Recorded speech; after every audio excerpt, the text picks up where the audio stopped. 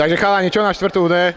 Čo ti to je ako fakt trieda, čo vám mám k tomu ešte povedať, no asi viac ani netreba.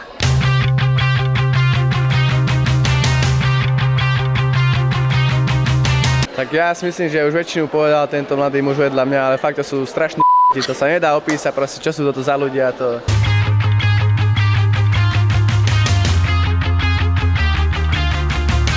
Štvrtá D? Áno, to je najlepšia trieda.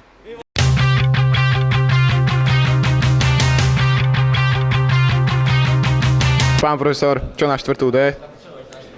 No, učím tu už veľa rokov na tejto škole a učím v každej triede. A o každej sa musím vyjadriť, takže to sú brutálne deti, šikovné, inteligentné, bystré, čo nemôžem povedať o 4. D, lebo ich vôbec nepoznám. Ja neviem, kto je to 4. D. Vy niekoho poznáte, kto tam chodí? Jednoho žiaka. Ja osobne nie. Pripomeňte mi ho, potom ja sa k ním vyjadrím.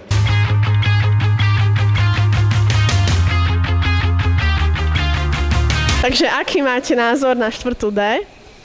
Super trieda, najlepšia. No, máme ich rádi všetkých. Všetci sú zlatí. Ľúbia papať, môžu chodiť na dupli, aj chodia, radi chodia.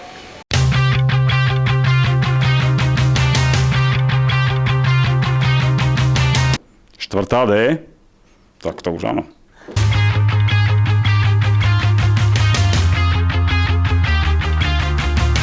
A teraz vás spájame s centrom diania, kde pomaly prichádzajú žiaci 4. D.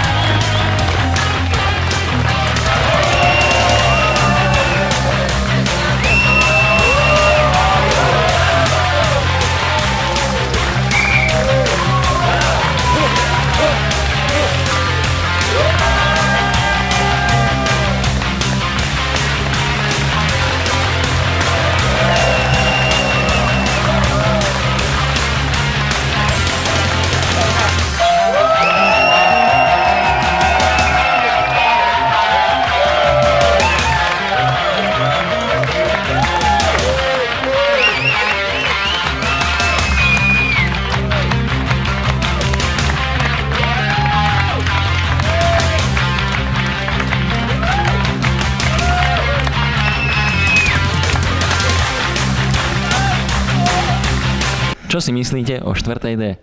O 4. D si myslím veľmi zaujímavé veci. Prešla takými rozličnými stupňami ontogenézy a myslím si, že smeruje k dobrému. Vystriedala aj triednych, možno nie ich vinou, ale myslím si, že je to veľmi vývojaschopná trieda. Ďakujem veľmi pekne za rozhovor.